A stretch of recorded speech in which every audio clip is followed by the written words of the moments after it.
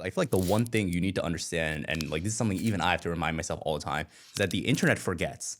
You do something crazy and then you just keep fucking doubling down, keep putting yourself into the cultural zeitgeist. Because once you're out, like you're remembered as the last thing that you did. There's always a chance to come back because the internet always fucking forgets. I guarantee you, the astronomer CEO could come back and like start as a fucking personal trainer tomorrow if he wanted to, and like people will just forget. Like, damn, like, that was crazy that he cheated on his wife 5 years ago. The internet will always forget, and the only thing that will kill you is if you stop posting. Today, I'm joined by Roy Lee. Roy is a 21-year-old founder of Cluely, which does over $7 million in ARR and has raised over $15 million within just a few months of founding. Cluely and Roy are two of the most viral things in the tech world right now, so this is going to be a very interesting conversation. Enjoy.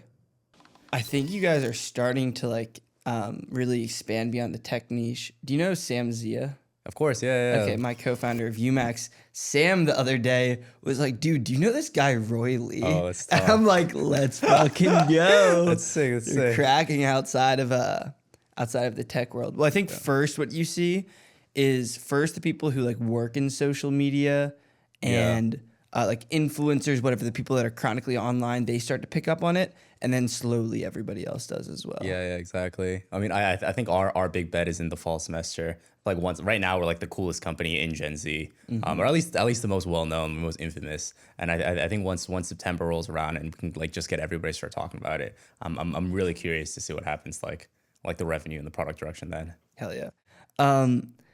That actually, you just touched on a question that I had, so I want to ask it formally.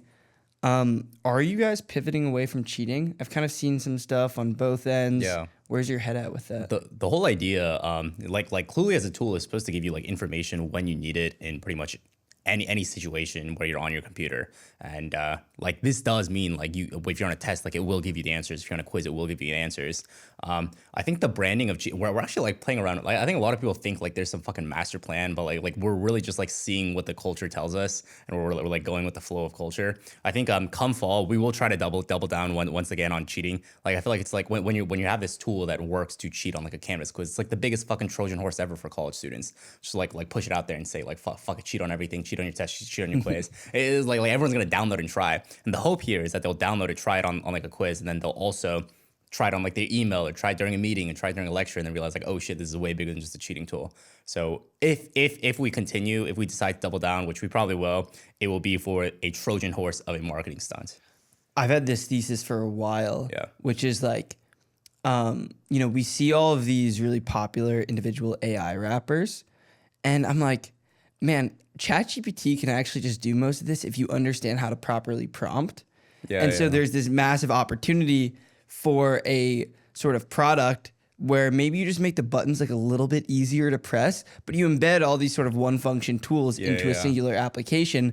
But then in marketing, you can just be like, hey, this gives you your, within the astrology niche, you can say this is going to give you your AI horoscope report, and you don't talk about the other features.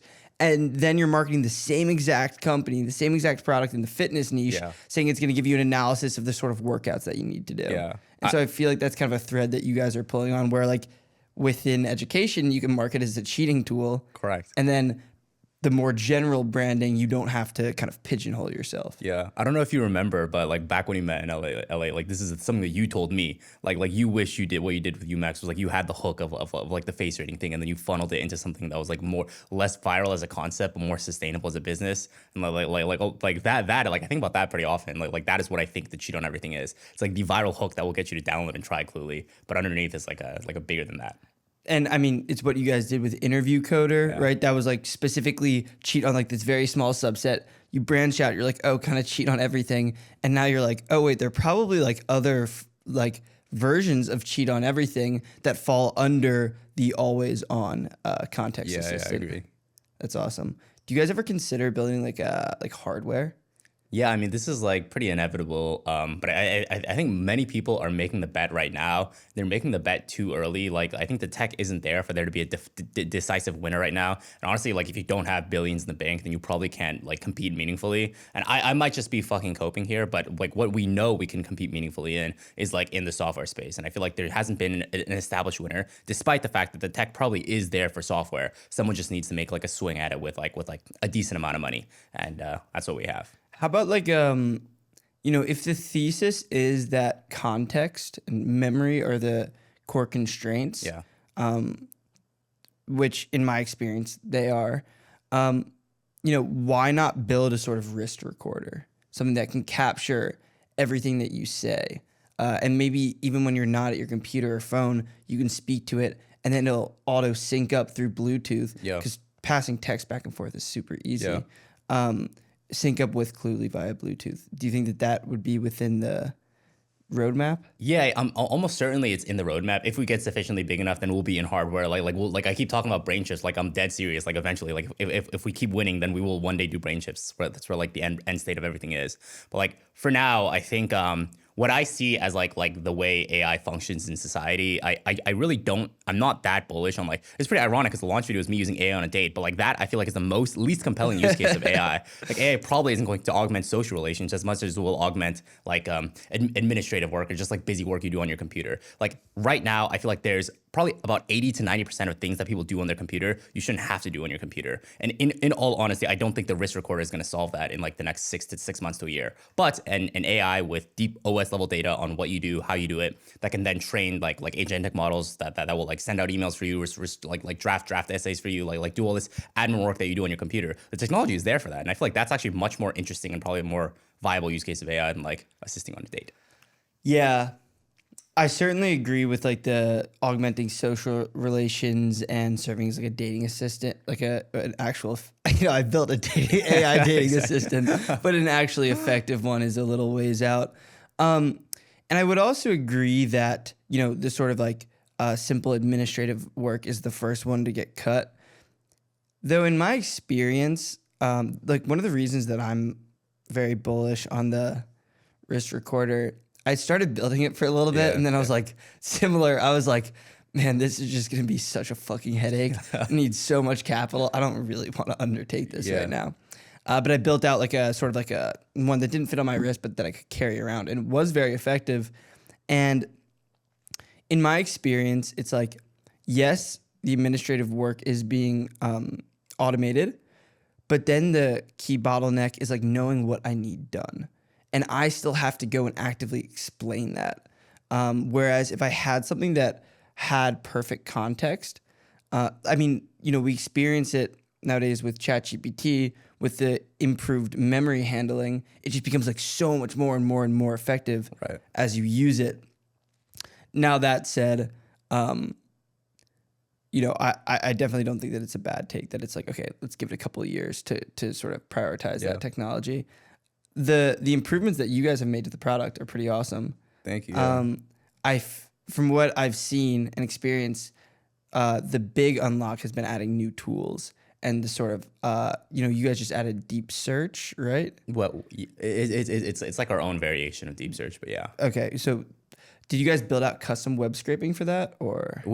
Search is built into the API, but we have like a very specific knowledge pipeline. Like for example, the whole like chain of thought reasoning. Like those papers are out, and we just have like a variant of that in house. But it doesn't take nearly as long as the deep research. Is one of the goals here to kind of like hit product parity with ChatGPT? The classic current desktop chat apps, and yet also have that sort of always-on mechanism where you can go in and manually have the same functionality that you have with the ChatGPT desktop app, but then also have this kind of like passive view of what you're doing. Yeah, I think like right now, what I think the big problem that Cursor solved was like the AI code editor solved was now you don't have to go copy your code, paste it in ChatGPT, and then paste it back into your code editor. Now you can just do it in one place. And I think right now there's enough work in the world of you take a screenshot, you paste it in ChatGPT, you get an answer, and then you go back and you work on the thing you took a screenshot of. Like that in itself feels like a very interesting thing to me. Like for example, you're on Google Cloud Platform, you don't know how to navigate any of it. You're like trying to learn how to edit videos, you don't know how to navigate the software. There's so many cases I think where an AI that sees your screen always is very useful, even if it has zero memory about you, and even if it doesn't have feature parity with ChatGPT. And to me, what like the ChatGPT desktop app is like fairly unimpressive. All it can do is really it's a desktop app that hooks up to the ChatGPT API, which is I feel like really anybody can build that. Yeah, what I find impressive is the advancements that they've made in memory with regards to like when to pull on different things that you asked before. as well as I think like search is pretty impressive, to be honest. Like Correct. I haven't used any other products where I'm like, oh wow, like that's smooth, it's that fast. And I feel that in like these sort of mass consumer products, these few percent improvements, in my estimation, like all the frontier LLMs are like pretty much the same. Yeah. But then the big difference is just like, what's the UX? How smooth is the actual application? Oh man, wait, I agree with you completely. Like we're like spending like $300K a year on designers now. I feel like if you're in consumer, like it has to feel perfect. It has to feel so buttery smooth. Yeah. Well, this is just what Perplexity did early on. I agree. Perplexity, man, I fucking hate the term rapper. I'm like perplex. Everyone loves Perplexity, and like, don't get me wrong, like I like them. I actually don't think that they're really like where they were. Yeah. But like they're not training foundational models. I think that they they had the right thesis, which was okay. Let the massive labs compete in training the foundational models. We're just gonna try to compete on UX. Yeah. Honestly, like I feel like that's I feel like that's like the entirety of the AI application layer, right? It's just like the UX, like how you will experience AI outside of just going to ChatGPT.com. And there's like a multi-trillion-dollar industry. I think there's like so much money to be made in this. Like right now in the current state of the world, like you're kind of like harkening to this before, but like so many people don't know what ChatGPT is, and so many people don't know that if you prompt it a specific way, you can do a specific thing. Because like when you have a completely blank canvas, like it just doesn't really help. Like people just aren't that creative. You have to force them to like you have like there's so many verticals that you can go in. Like even very shallow verticals, like take a picture of yourself and tell me how attractive I am. Like that in itself, you can print fucking tens of millions of dollars off that. So people are just they just don't know. Would you ever consider embedding these sort of like single function tools within Cluely? Where maybe you have like some sort of like almost like GPT store, but better.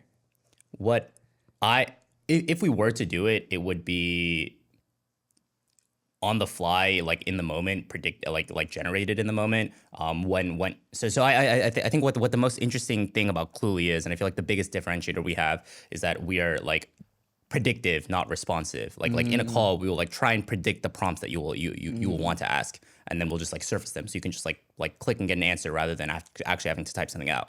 And right now, it's transparently like 50% of them are pretty useless, 50% of them are pretty okay. But this will only get better, and this is what we're going to search. Are you collecting feedback? I'm assuming on like the give the thumbs up. Yeah. Well, more than thumbs up, it's just like if you see 4 prompts on the screen, which one do you end up clicking? Yeah. And then eventually, like we'll be able to get to a point where we have really, really good prompts. Like we'll always know exactly which prompt you have. And I can imagine that this is where that sort of like GPT store-esque feature comes in, where it's more than just a prompt. Like now it's actions. Like for example, we're talking, and maybe it will suggest schedule dinner at 7 with Blake later or something, or like like message this girl on Hinge, and it would like go out and do these things. Like that would be what the Cluely store looks like. Do you guys plan to build a mobile app?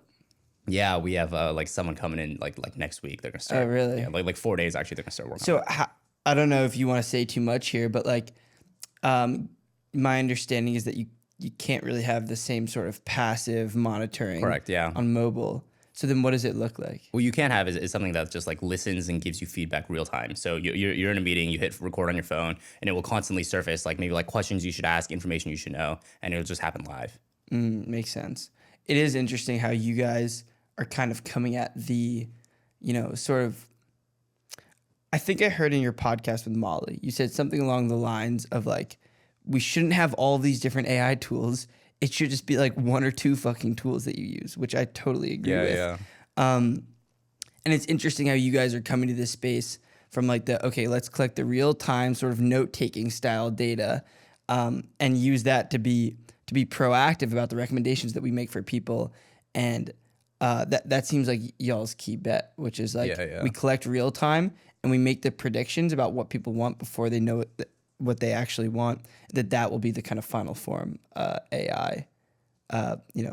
that the average consumer uses. Yeah, I think like every single consumer AI startup in the world, like some variant, like some very watered down variant of the ultimate AI, which is like the hyper personalized assistant knows everything about you and it can go out and perform actions for you. And what like this is like essentially like super Jarvis. And like the technology will probably get there at some point in the next 10 years. And like everyone is fighting to see who gets to be the main distributor of that Jarvis. And I think when you really think about this future where this world exists, like Jarvis exists, like I don't think you will always have to ask Jarvis, hey Jarvis, what should I get for dinner today? Like Jarvis will just it'll just know and then it'll predict it for you. Dude, so I saw this like maybe like schizophrenic spiritual whatever video on TikTok today by this guy like Preston, I think. Oh, I think I know what you're talking about. Yeah, the guy, the complete fucking GPT schizo. Yeah. But he wrote, it was about like quantum mirror AI. Did you watch this?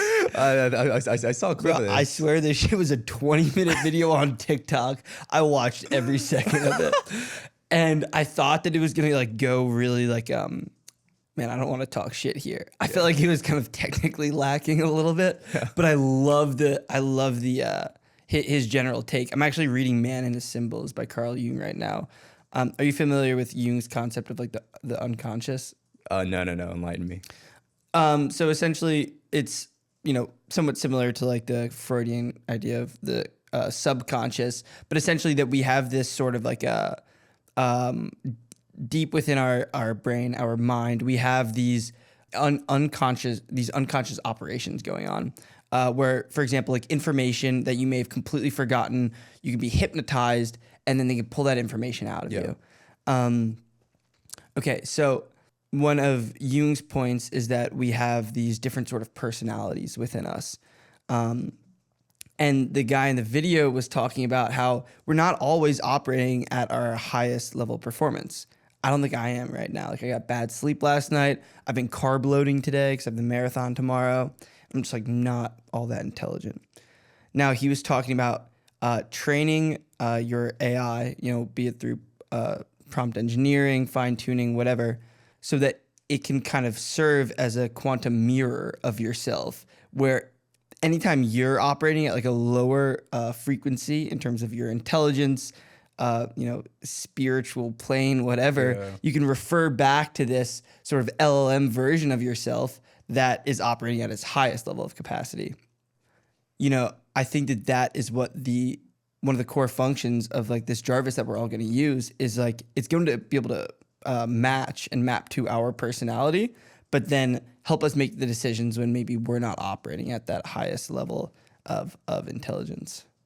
If I am bearish on anything with artificial, I think probably the last frontier of AI in general is going to be like humor, and I think humor is like an abstraction on top of like humans, like our innate tastes and preferences. And I find it, if there is something like such a thing as a soul or something that makes us like human, then I think it would be that. Like when I wake up in the morning and I decide, today would be a great day for me to go outside and like walk out and just get a coffee. Or when I look at a girl and I determine like, wow, this is a pretty girl and I would like to make kids with her. I'm like, I'm gonna go talk to her. Like I want to think that this is like something that is innate about my humanity and that this will be like the final frontier. But when I look at a video and think it's funny, like I like to think that AI will not be able to pass that, because if it does, then I think it will be more human than us. And I think like at that point, like the Jarvis will be able to do more than just like be a quantum mirror. It'll just like replace you entirely almost. Yeah, it seems clear to me that like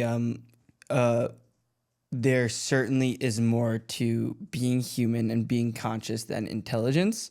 But that we're doing a pretty fucking good job replicating intelligence right now in these large language models, and that if we look at our life in terms of like our strategic decision making, it's probably best to kind of pass most of that along to the AI version of yourself. And then in terms of the sort of like more intimate human side of things, like maybe we can't outsource that just yet. Yeah. I'm not sure. There's like, man, I've had so many conversations the last few days about like what the ASI AGI world looks like. Honestly, I can't say like I like honestly like my mind changes about it every few hours. Where are you currently at? Me currently, I think it's definitely coming within our lifetimes, probably like the next 10, 20 years.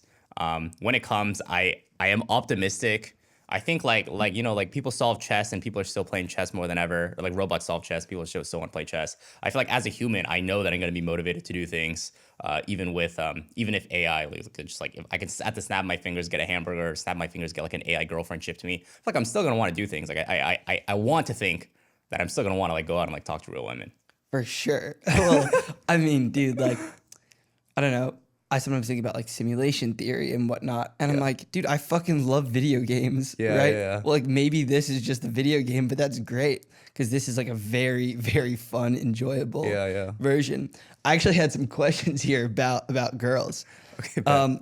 So how has your dating life changed since you became the most famous kid in Silicon Valley? Bro, I feel like it's like I think I'm like too busy to go on as many dates as I used to when I was at Columbia. But also, I feel like, bro, I'm not even, there's like fucking 10 girls in San Francisco, bro. Even if I wanted to, there's nothing I do out here, man. Okay, but like, are you getting inbound from like way girls? less than you would think, bro. Like, really? Oh, I need a bit more Jack and Handsome, man. Man, I don't know. I feel like maybe you just got to make it clear that you're single and looking. Bro, I post like a shirtless pic on my Instagram every other week. Like, I could not make it more clear, man. Oh, dude. Yeah, maybe the same way that Cluely is pivoting to, you know, hit short form social media and hit the mass consumer market. Maybe we got to expand beyond the tech girls. Bro, figure out how to make royally marketable to like hot blonde sorority girls. Bro, when you hire some clippers, just shoot thirst traps at me. Do you have this written down as well? Do you want a traditional marriage? Because I think I've heard you say that you want to kind of be like Genghis Khan. I mean, like the plan A is I find a wife who's loyal. She doesn't cheat on me. She doesn't have like guy friends or whatever the fuck, and she doesn't like go out and like fucking like act crazy. That's plan A. But if I can't find that, whether it's here in like the rice farm in Korea, like if I can't find that, then yeah, like I'm gonna have like fucking 40 baby mamas and I'm gonna start a village. It's funny. I kind of have like the opposite take here. Not in that like that's the. Let me put this into an example. Yes. I feel like you hold all else equal. You know, in the like hardest of hearts, you ask most guys like, if you can have 4 women that are loyal to you, and you marry all of them, and they're all great girls, like, would you do it? They'd be like, fuck yeah, I'd do that.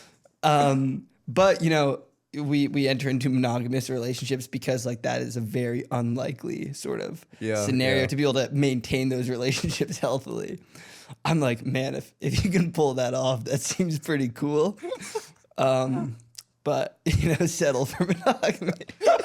Yo, if my future wife is watching this, I'm kidding. This is a joke. If it's multiple future wives, though, that was very serious. I'm very happy. Turned out like that. I think I don't know. I haven't experienced what like this whole like true love to the point of like, oh my god, I want to marry this woman and like spend the rest of my life with her. If such a feeling exists, and I hope that it does exist because I've seen some happy marriages, then I would like to be monogamous and not have to like spread my attention across so many people. It's definitely more stressful, I'm sure. Like just takes a lot more out of you. And to your point, like trying to scale this company, I'm sure that you're never going to become like less obligated than you are right probably. Now. Final question in this thread. Would you ever take steroids? Me? Yeah. I think as soon as they get to a point where like FDA just determines that this is like a healthy, like fuck yes, I take steroids. I feel like most peptides are pretty. Yeah, I mean, I would likely take most things. I have like a very firm belief on this, and I think the reason why 99% of people don't take steroids is not because they're worried about the health effects. It's because like they're genuinely too fucking lazy to go get steroids and inject it. Like it's laziness and fear. And I think like most people in America are, it's probably a combination of laziness, fear, and stupidity. Like first you have to be like intelligent enough to realize that, oh, it's probably not a good thing for me to be fucking obese and like 200 pounds, like 400 pounds. And it's probably better if I was much healthier. Like you have to, and you have to realize that this should be a North Star. If you are fucking over 250 pounds, unless you're a 6'7", the only thing that you should be focused on is like, fucking healthy. Yes. And clearly like what you've done in the past is not fucking working. And you can cope all you want about like, oh, I'm gonna go hit the gym, do it a healthy way. Like, man, shut your fat ass up. You're not gonna do that. Realistically, you need to start taking some extreme measures. And I think over 70%, like 70% of Americans overweight. Once you get to that point, I think the only argument to not take steroids for you, like being an obese person, is because you're like fucking lazy and you can't source them. Sure, I would agree for obese people. But what about you? Like, Me? why aren't you taking them? You said because you're waiting for more clear. Yeah. like at this point, I'm happy enough with my physique that I think that there's like a probably like a 20 to 30% improvement I can make by like truly dialing in everything. But I think that 20 to 30% is not enough for me to like gamble my fertility Dude, here. to be honest, like I don't. For me, it's not about the physique. The reason that I want to take them, I have many friends that have taken them. They all say you feel fucking amazing. They're like 24/7. You feel like you're on the top of the world. But you know, maybe that's like probably about half of them after taking steroids, they stopped, got off, maybe PCT'd, some did, some didn't. And then most of them just like stopped lifting. They lost interest in it because they were like, I'm never going to get that feeling back. Yeah. It's kind of like don't have sex on Molly, you know, because it's like, it'll be too good. They'll never be able to recreate anything like it. Okay. On a slightly more serious note, how do you handle the stress of being like so fucking viral, going from relative obscurity last like fall to now you're probably the most well-known person under the age of 30, maybe like excluding Alexander Wang in the tech world. Does that ever stress you out? Like, how do you handle that? I think it's probably it was way more stressful at the start than it is now. But it gets to a point where it's like you're so far past, like you're so far away from like the path trodden, like the trodden path that you're just like, all right, like fuck it, like nobody's doing what I'm doing, like I might as well just keep doubling down. And at one point, I feel like doubling down doesn't even feel like doubling down anymore. It feels like I'm just like, what else can I do? Like, it's not like I can fucking try to reform myself right now and say, all right, take it all back. All the controversial shit, I take it all back. Like, I'm just gonna be a software engineer. Like, I can't do that. Like, I've burned all of the bridges. Take it all back. Yeah, exactly. I'm here. I might as well see if there's light at the end of this tunnel. And I feel like this is how empires get built. Are you familiar with the story of like Thus Spake Zarathustra, the Nietzsche book? Clue. I think Nietzsche is super interesting as a whole, but that story is great. But then also like his idea of like master slave morality, which you know maybe isn't the most PC correct, and even just like the best way to view life as a whole. But at the same time, I think I've experienced this to some extent too, where like as you start to hit this upward trajectory where you're beginning to experience a life that like the vast majority of other people will not, by way of success, relative fame, whatever. Early on, you're kind of stressed out and you're like, oh, fuck. And like, you're not really sure whether or not you really want to lean fully into it. And you start to hit that exponential and you're like, oh, well, maybe I should try to slow it down and like stay a little bit more normal. And then you get to a point where you're like, fuck it all the way. Yeah. And you start to experience like some level of like euphoria. You're like, oh shit, like I kind of have complete freedom now. Yeah, I think the way that I describe it to people is like I think risk tolerance is not something that you are born with. Like right now, people look at me and think like, man, this guy's crazy. He's taking these big risks. But for me, like when I make a crazy video, it is really not that risky. I'm not risking anything. Like it's already my branding and everything. But for you to do it at the start, like it takes a while before you realize like, oh shit, taking risks is like really good and almost always positive EV. In fact, looking back in my life, I've never ever taken a risk that I regret. I've never ever taken a risk that has not somehow down the line paid off tremendously. Yeah, I think the positive EV part there is key because it's like, let's say 4 in every 5 risks you take, you're like you fucking fail, and it's like -1. And then most people are like, you shouldn't take risks, it's bad, because if you take 2, you're gonna be -2, while everyone else is kind of at baseline, and now they're all like, look at that idiot, dude. He just, taking risks bad. But then 1 in every 5 maybe is 10. Right? Exactly. 10 upside. And if you're the sort of person where you're like, I'm just gonna keep compounding, you're like, rescinded from Harvard, I don't care, keep going. Kicked out of Columbia, don't care, keep going. And then you have the big Cluely moment, and everyone's like, wow, he just got so lucky because... Bro, exactly. And you're like, man, like you've never done anything to put yourself in that position of sacrifice, where like you're gonna lose something, most likely, keep doing it, and then you gain a lot.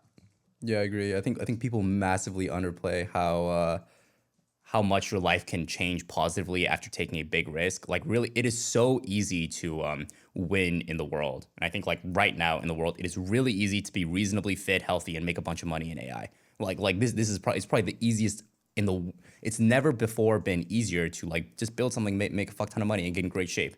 Like there's never a gym that's more than 20 minutes away from you. It's never been easier to eat healthier. Like it's so easy and quick to code. Backstate and I talk about this all the time, where people are always asking him, they're like, man, how do you do it, Bax? Exactly. He's like, dude, this isn't that hard. He's like, dude, I was in a fraternity in college. Like I was president of my fraternity and I was still going to the gym and working out and, working on building my skills, getting good jobs or whatever. I think it's multifaceted. Like, I think that there are a few things that you have to balance. It's like on one end, for example, like attaining significant professional success. Yeah. I do think if you're like sub 110 IQ, it's going to be really hard. Yeah. So like you got to kind of be there. And so then there are going to be people that say, well, you just got lucky because you're smart and blah, blah, blah, blah, blah. It's like, to some extent, yes, but if you have table stakes, right, you're smart enough, you're charismatic enough, you have like the core kind of the core underlying attributes, then it's really just a game of choice. It's like, are you taking big risks? Are you making sacrifice? Are you working hard? Yeah, I agree. I think most things in life are, I don't know, there's just like concept that someone told me is like winner's effect, and I think it like really perfectly encapsulates pretty much everything. I think everything in life is like, whether it's massive success, massive failure, massive like moral evil, moral good, like pretty much anything that is unique and like outlier, it all can be traced back to like a single event. And this is like your first win, your first risk payoff, like your first big risk you took that like paid off. And it can be as simple as, I don't know, like you moved 2 chairs in kindergarten and some girl looked at you and said, wow, you're so strong. All of a sudden that made you think like, okay, I'm a strong kid now, and that got you to the gym doing sports, and now you're fucking 30 and your brothers are all fat while you're fit. Like it could be as simple as that. And but like I feel like you always need, and for content, it's like you just do a bunch of viral, you try a bunch of series, one of them goes viral, and then you keep doubling down on that, and like that's like your first big your first big win, and it sends you down a chain of winners effect. I feel people just do not know, they cannot, if you've never felt it, you cannot fucking fathom what winner's effect feels like. It's flow state. It's getting hot, right? It's like, why is it that you can try 20 pieces of content, everyone flops, then you get 1 hits, and then the next 10 fucking hit? It's like, that's not just, what'd you say? You're the luckiest guy in the world. Yeah, literally. It's like, but no, it's like, exactly. You start to understand, and I think that all kind of like top performers across any domain recognize this, that it's not just simply a game of probability with regards to the sort of action that you take in life and how you position yourself. Now, I like the example that you brought up of, being told as a kindergartner, like, wow, you're so fit. Were you like, did you have any of those formative moments when you were a kid? Were you super rebellious? Were you always that way? Or was there some sort of key inciting incident for you? I think like probably my earliest memory in my life was like this show and tell I did in kindergarten. And at the show and tell, like I'd bring like this Korean picture book, and it'd have some Korean words. At the time I couldn't fucking read Korean. But I'd go and then I'd start speaking fucking gibberish in Korean, and I pretend like I'm reading the Korean book, and every day, and then I translate in English. So in English, what that means is like, and then I just make up the craziest fucking stories just to see what reactions I could get out of people. And I remember like always thinking like, the most dopaminergic feeling that I can ever get, like for me, like sex on Molly, is when I'm in front of a crowd and I'm able to like create like very charged reactions, whether positive or negative. Like there's nothing that gives me more of a high than that. So do you think that it comes from like a comedic sense of wanting to, make people laugh and experience joy? Or is it more of like a social engineering sense of like, I wonder how the masses are going to react if I do this rather than this? Yeah, it's probably the second. I think like I don't even care if the reactions are particularly good. Like always, for everything that I've done, it's been like a 50% of people really like it. 50, or probably usually less than 50%. Like there's like a small group of people that really like what I'm doing, and then the vast majority just think, well, like, wow, this kid is crazy. But I don't know. There's just something about doing something that like people will like look at you and think like, wow, what the fuck? That just makes me like, I don't know, just like a mental erection for me. Has it been a weird transition going from this sort of like, all right, I am beholden to nobody, I can just kind of test whatever I want with the masses, fuck around, I don't really care, to, now I have a company and I have people that rely on me, and I have some like increased level of responsibility, as well as the things that I do actually carry some weight and will shape the trajectory of the tech world as a whole, which invariably shapes the future of Earth and the rest of humanity. Do you feel that sort of like, oh shit, now I got more, or are you like, fuck it, I'm just gonna keep doing me? I think like relative to me as I was like months ago, probably I am a little bit more thoughtful about what I put out. But relative to other people, I think I'm still like 4 or 5 sigma above the mean in terms of like what I'm willing to do with the brand risk. But like for example, like I probably wouldn't go out on Twitter and like tweet the N-word. Like it would be like exciting as fuck, and I'd be like, wow, like holy shit. This is becoming very popular on short form. Have you seen it? I've seen it. Where people just say TJR, clavicular, like I know multiple different guys that are just ripping it now. They do not care. It's crazy.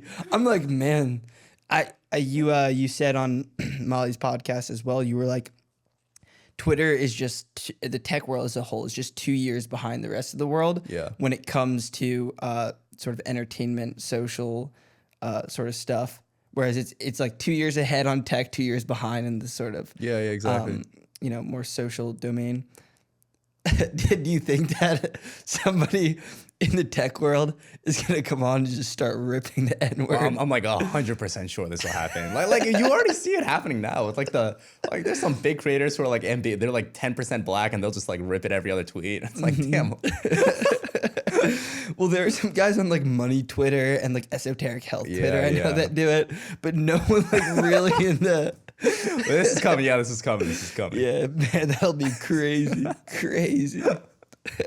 Okay, so you draw the line there. Are there sort of other considerations that you have, like topics you want to stay away from because of the effect that you might have, or are you more like, do you view yourself more so just as a vessel of what is viral, and you just lean into that, and like the masses are going to kind of decide what does well? The thing that I try to stay away from is like speaking on topics that I don't really know much about. But I'm very happy to like say the most controversial shit about like dating or like I don't know like shit that it's not really like a super influential in the world. It's just like friendships, dating, like work-life balance. Like I'm happy to talk all day about that. But like when you ask me about like the fucking Israel-Palestine like conflict, I don't know what the fuck like is going on there. Like I probably wouldn't say anything there. I think you definitely embody. I think it's Charlie Munger's phrase, which is maybe Warren Buffett, one of the two. Yeah. Praise specifically, criticize generally. I think that when you're talking shit, you make it about like this sort of topic as a whole, rather than picking a person and being like, look at this fucking idiot, But I do think that that's good. Like, I don't really see you like going after and like targeted attacks on people. Yeah, I mean, I think most people. I don't understand why people do that. Like, I do it sometimes. I don't even think you do. I think almost everything that I've seen from you is like strictly in retaliation to someone who's like going after you first. Mm-hmm. And I feel like I never go after people. Yeah, first. Yeah, exactly. I find that to be so antisocial. Yeah, I'm like, that's so weird, bro. Life is like it's not zero sum, and I think like always like it is always better to just like turn the other cheek. Yeah, that's a good point. Man, I don't know what it is, but like sometimes people come after me, I'm just like, fuck you. Like, bro, I fucking I like fully have like a notebook of like every single person who's like written a hate comment, or like even like something like a hate comment about me, just so I can remember yeah, fuck you, but like I won't do it publicly or anything. Have we told you about our plan for App Mafia, by the way? I've heard threads from Zach and Alex. All right, I'll have to tell you a little bit more off camera. Yeah. But we're pulling on some of the plays from your playbook. Oh, I like the watch, by the way. Look at you. Thank you. Yeah, I got this for girls, bro. Like all the jewelry I have. Wait, did we speak about this? What? Cartier? No, we didn't. How long have you had it? It came like a week ago. Dude, that's so funny. Why? I've said for a while, I'm like, if you're a dude that wants to get girls, you don't get Rolex. I actually used to have one, and then I lost it. You don't get Rolex. You don't even get like APs, Pateks. I think a Cartier will outperform a Patek. Well, I agree with this completely. Yeah, dude, I'm like, no one knows what they'll see it and be like, "Fuck is that? What's going on?" Yeah, well, like even though this is like a van, I'm pretty sure it's like strictly a women's brand or something. 100%. Yeah. Absolutely. I know a bunch of I know some guys in the internet money boys do a good job with the female drip essentially. You got all like the dainty jewelry, the fucking Van Cleef, Yeah, Cartier. exactly. That's a good play. I like it. If I was on an island with nothing but men, like we'd all be No, I would not wear any of that we'd be ever. completely naked. Maybe we'd wear sweatpants sometimes, and we just fucking bench press all day. Like pretty much everything I do is for the sake of women. Yeah, no, that's super valid.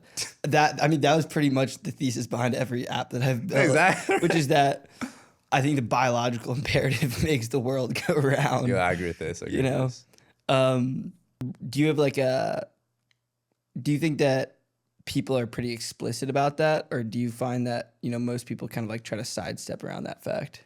Yeah, this is I think most people, like pretty much every single person I've talked to, you can trace back their core desires to like something pretty primal. And I think generally like everyone's ideal state of life was like the life that we lived as hunter-gatherers 30,000 years ago, where you would go and like the most exciting thing you would do is you'd go out with a group of your boys, you go to the jungle and then you'd look for the fucking biggest animal and you'd like try to kill it and bring it back for the sake of like fucking flexing on all the women in the village and like gaining status in the tribe.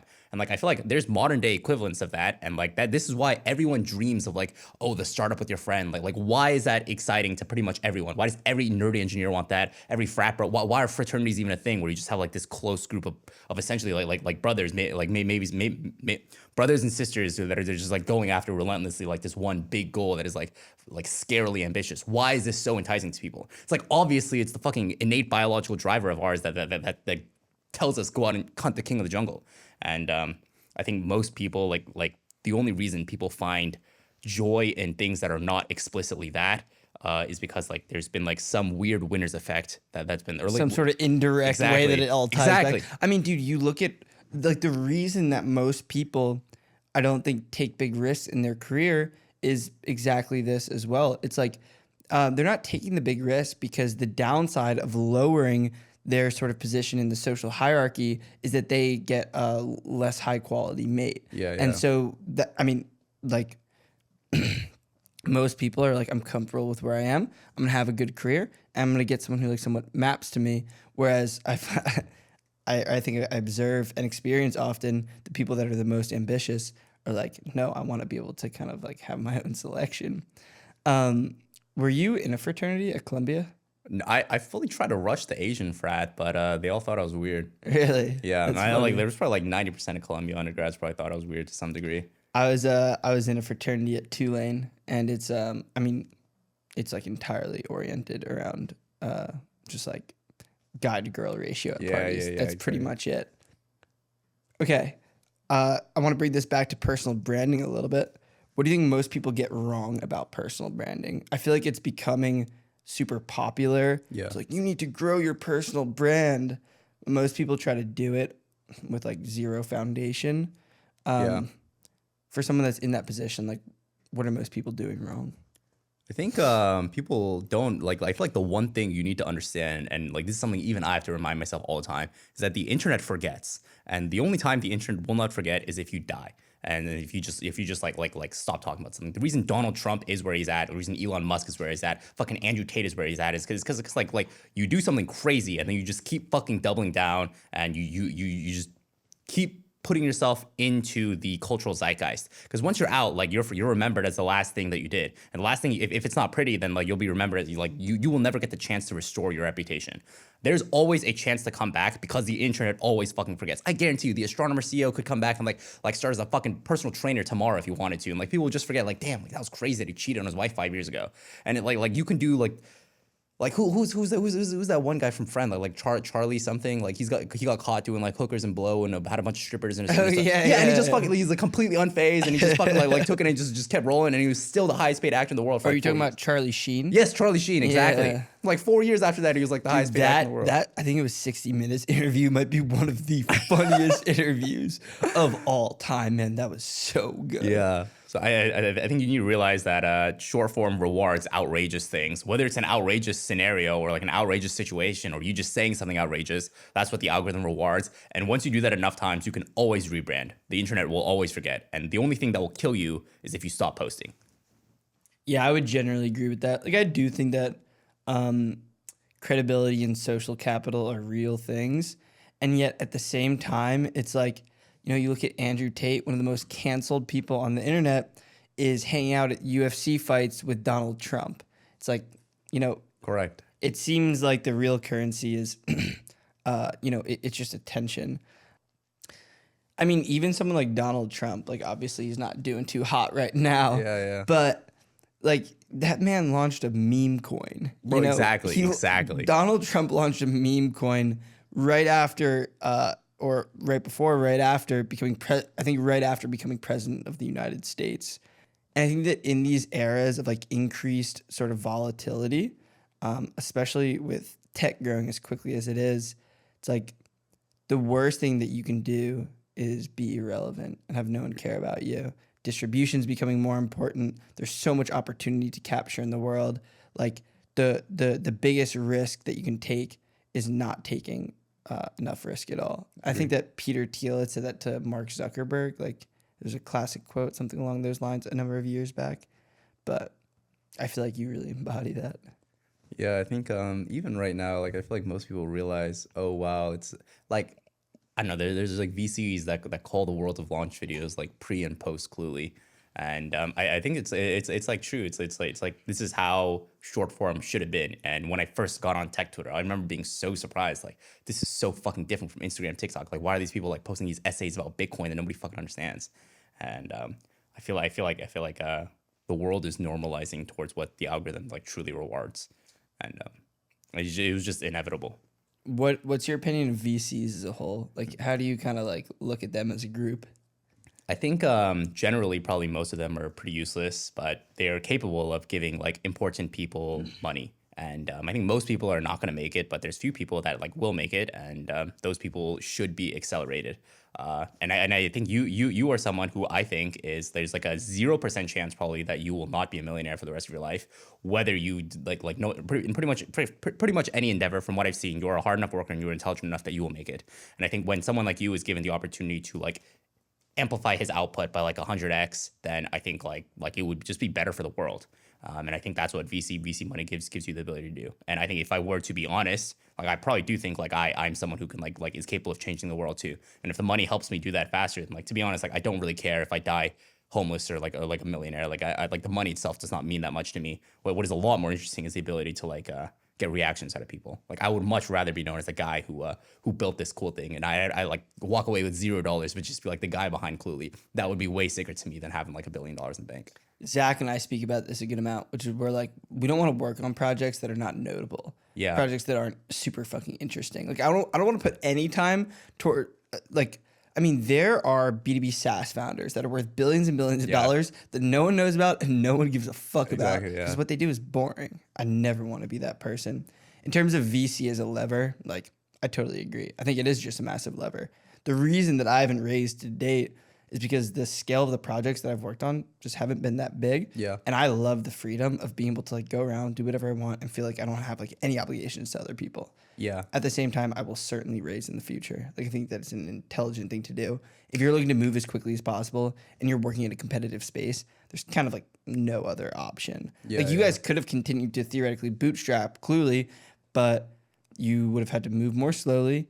And realistically, you probably wouldn't have taken the risks that you've taken to date in terms of, going and hiring someone for $500,000 a year cash comp. Like you're not really going to do that when you're bootstrapping because the calculus is like, this is coming out of my fucking pocket. Exactly. I'm like, I don't want to. I mean, dude, I experience that all the time. Yeah. You find that you try to like cut corners and save money, which is fine financially, but also at the same time, it's going to cap the upside of the business. What I find really interesting about VCs is I feel like there is somewhat of like a predatory relationship between like VCs and the vast majority of founders. Yeah. But then you can kind of get to a point where you escape that, where like then like you're kind of the one in the middle of the pocket, where like it's like the VCs in like this ring and the most founders in the outer ring, but then you kind of sit in that center pocket where you have most of the leverage. Do you guys intend to raise again? Like you're going to continue to pull on that lever? Or like in the immediate future, or do you think that's going to be much later down the line? Yeah, probably like in the immediate future, in the next 6 months to like max 1 year, we'll probably raise the next round. I think like truly, if we're thinking as big as far as brain chips, like we don't have much time before we need to be at the scale of like one of like the big research labs. And if that's going to happen, like we're not going to get there by bootstrapping like this like relatively tiny $15 million like round. Like this is gonna pay 1 month of one of Meta's scientists' salaries. Like it's just a drop in the bucket, and we need to go. We need to go way farther. I feel like one of the ways that you continue to win is being like a place that people want to work, just being a really like cool spot for especially up and comers. Like, I mean, there is definitely an argument to be made that one of the levers that you can pull on in terms of like the pitches that you make to candidates is being like, yo, we've got girls around all the time. Cluely, like girls in the tech world, like they hear you work at Cluely, like that is more clout than saying that you work at Meta. Trust. And that maybe that will enable you to get like the best hardware scientists to work on the brain chips because they're like, yeah, you know, I can make like a little bit more at Meta, but at Cluely, like I've got more ABGs on the line. Bro, I wish, bro. Like we're always looking for more, man. The Cluely team is like we're like running through Hinge every single day. We probably swipe on every girl in SF. Dude, that's so fucking funny. Yeah, SF needs to figure out how to import more talent. That's dude. what I'm saying, man. We need a pipeline from UT Austin. Yeah, for UT Austin. You like UT Austin girls? Bro, yeah, there's something about them, man. Man, San Diego and Miami, I think, are top two. Yeah, the UCLA to SF, man. We need like a fucking super train there. True. Yeah, you need like girls only super discount. train. You're like, actually, Cluely is sponsoring free tickets. Do you think that you're gonna end up competing with Eddie on glasses? Yeah, glasses, brain chips. I'm not so sure that the form factor of glasses will be like where things trend. I think people are making a big bet on glasses, but I feel like there's like more things that feel more realistic to me in the future.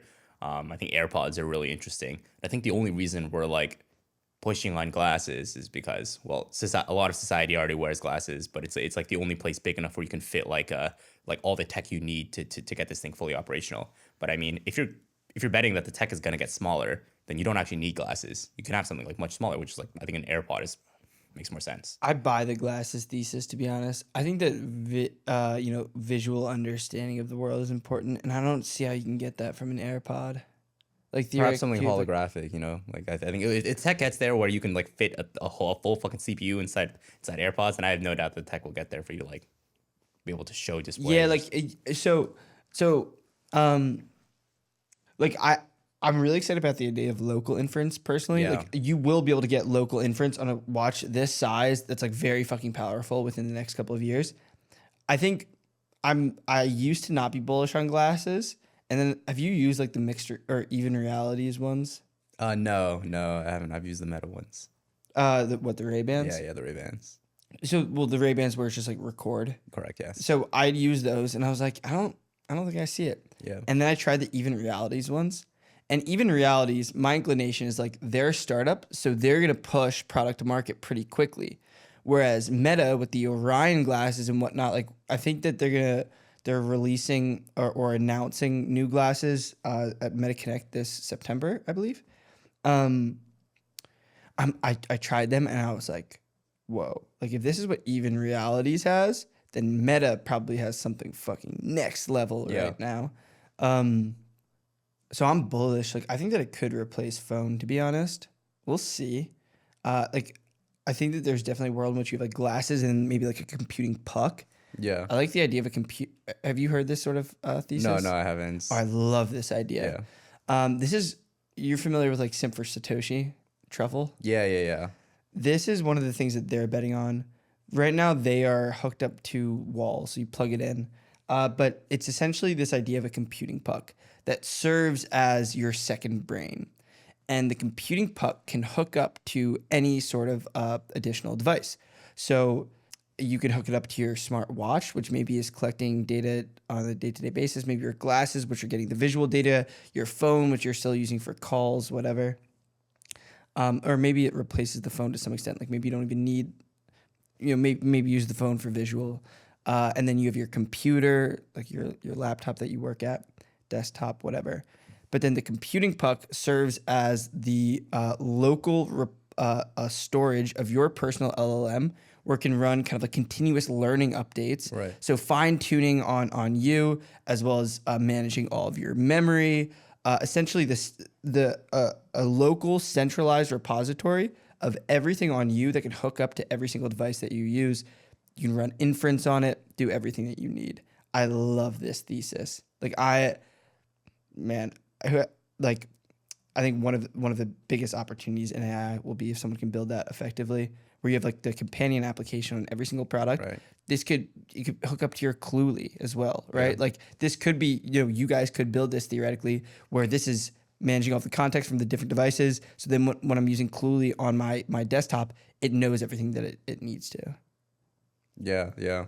That's pretty interesting, and like it immediately makes sense where you can just like sort of like even if it's just like a Bluetooth connection, like any display just becomes like an arbitrary. You can display this anywhere, like whether it is glasses or the AirPods or the watch. That makes sense. It's pretty interesting. So yeah, Bluetooth for simple like text back and forth, but Right. then anything that's more like data intensive, maybe you plug in with your USB-C. Yeah, I mean, it feels pretty real too. Feels pretty close. Yeah, Very feasible. I'm excited for this sort of like next era. I feel like 2025 through like 2030 is when we're going to start to see the actual sort of hardware come into play, which can be super fun. Yeah, yeah. I think there's a few years left to go, but hardware is an inevitability. So like if you guys want to build brain chips, are you guys like beginning to concept the sort of hardware studio within Cluely, or where is that at? I think we have an intern who's like working on this, and this is like a pretty like abstract experiment just to see like, okay, like how far can one motivated kid get, and we have a bunch of different experiments. For example, like we could just fully turn into a research lab and start doing like, okay, we're gonna train our own models, and these models will be on predicting prompts based on screen data and audio data, and this will be like an entirely different type of LLM, or at least an LLM with a very different function than the other ones. So will you guys layer this?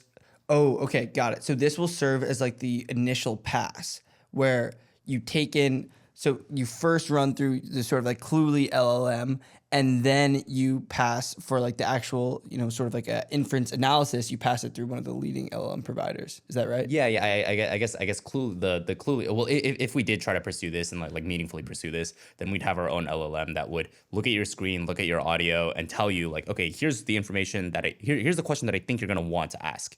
And like right now, and then you click it, and then you pass through one of the leading providers. Exactly. Yeah. Well, I mean, my understanding is that Cursor and like even in Cal AI, we do this. That like most of the leading sort of consumer applications are doing this. For example, within Cal AI, we have like custom Meta or Llama or like Lava, Right. but Llama implementations where we're passing through the food image, and then to categorize it, we have like a fine-tuned version of Llama to categorize what kind of food it is and what sort of pipeline to then run it through.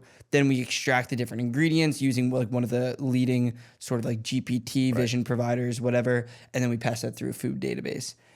I think that this is pretty much any effective, once again, consumer AI application like Cursor. So I'm not sure what the state of the art is today, but I remember a number of months back, for context, you would run these little really, really simple lightweight models to ingest all of your code docs. So let's say you have like hundreds of thousands, maybe million plus tokens. You can't pass that all through a single API call. You have a bunch of parallel calls that are synthesizing and summarizing with lightweight models, and then you pass that into the sort of like main LLM with the user query, determine which information to pull out. Kind of like similar to RAG architecture, but more of like an LLM search rather than basic semantic search. Yeah. I think I know there's like a lot that goes on under the hood with these consumer apps. Like especially the leading ones, like honestly, like right now what Cursor's doing is a lot more than just a simple call to Claude 3.7. It's pretty exciting how I think at the end of the day, once like GPT-6 comes out, a lot of this will be obsolete. But at least until that point, like there's so much to be done with just like you can call this like agentic workflows. Are you more bullish on OpenAI, DeepMind, or do you not really have much of a? I'm probably most bullish on XAI. I think yeah. Like it's I feel like it's probably gonna be between XAI and DeepMind. I think they're the only two with like the capital to fund the compute that's needed to train like these next generation models, and also to like buy out the researchers, as we've seen. Dude, I generally agree, but I'm so bullish on OpenAI on the consumer front for the time being. Like, I got beef with the XAI team actually. Really? Wait, wow. Yeah. Dude, they came to me a little while back. They were like, yo, like we want to run influencer marketing. Like we want to be viral on short form. And I was like, I'm the best guy in the world. Yeah. Like I was like, I don't want to brag when I say this, but like I promise you I can run this campaign better than anybody. And they're like, great, we're getting down the road. And I'm like, I don't even want retainer. I just want to do this to be able to be like, I did that, you know? And it's this engineer that I'm talking to. And, you know, we go back and forth a little bit and we're like about to start spinning it up. I'm like, my plan was to spend a few $100,000 a month, which is pennies for them. It's like nothing. Yeah. And he comes back to me. He goes, yeah, man, you know, I think that we're going to continue to prioritize X for the time being. Wow. I'm like, dude, this will require no overhead on your front. And his position was essentially like, yeah, you know, Elon's the most viral person on the planet, so we're just going to keep doing this. I'm like, how fucking stupid do you not understand that there are like different users on different platforms? Yeah. Didn't get it at all. So that's like, I feel like these engineer types, they don't fucking understand like the God-given blessing that short form content is right now. They especially don't understand the fragmentation of social media, which is that like different pockets of the internet really exist more today than they ever have. Yeah. Back in 2015, something goes viral, everybody sees it. Now something goes viral and like the small pocket, there's sometimes things that can kind of pierce the veil, like the astronomer CEO right. that pierce through everything. But I think that it's something that people that are not like intimately involved with these platforms, that most people just don't really get it because they exist in their pocket and they don't see the other pockets. Whereas like kids in our generation, like we see it, like we experience it. Right. Being in these different niches, seeing friends that are in different niches, whereas like adults are kind of all just, you know, there's probably also something about like brain plasticity in that like their algorithms probably aren't evolving as much as ours are. Yeah, I think I don't know. I feel like most people who run companies over the age of 30 right now are probably going to get steamrolled by Gen Z, and all it's going to take is like for Gen Z to like wake up and realize like, oh, I can actually build a company. I think that they'll continue to kill it on like the deep tech sort of hard engineering, whatever front, but in distribution, it's and it's why I love the thesis of Glutely. It's like all the AI labs are going to keep doing AI lab things, and we are going to be the people's champ. Yeah, that's the idea. That's good. Man, I mean, I also think that like the majority of our generation is extremely cooked and can't do anything at all, but there's like a small percentage that are just more cracked than ever before. Yeah, I think it's like I'm very surprised. I think I've lived like I've seen probably a more diverse group of people than most people have, because I've been to like the Harvard orientation, and I got to see what like quote unquote like the top of the generation would look like, as well as at Columbia, and I've also been at community college. And I think like what surprised me most about Harvard orientation was I would walk in and day one I'd be like, oh my god, it's like the most smartest people, and like these all were all like fucking normal people.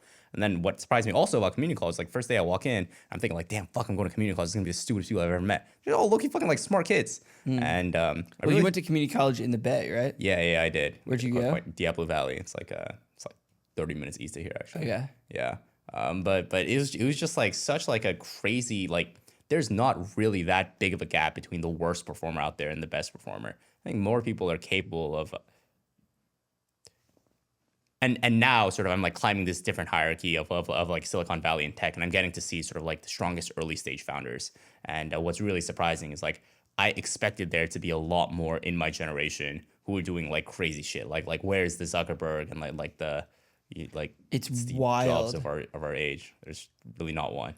Yeah. Well, you know, I think that there are a few reasons for this, but it is always wild to me the degree to which like you from the outside looking in, you're like, oh man, there must just be some like hidden fucking killers. Yeah. Then you get in, you're like, oh, you're like, yeah, exactly. Yeah. This is like I feel like I can compete. You know, like I'm here.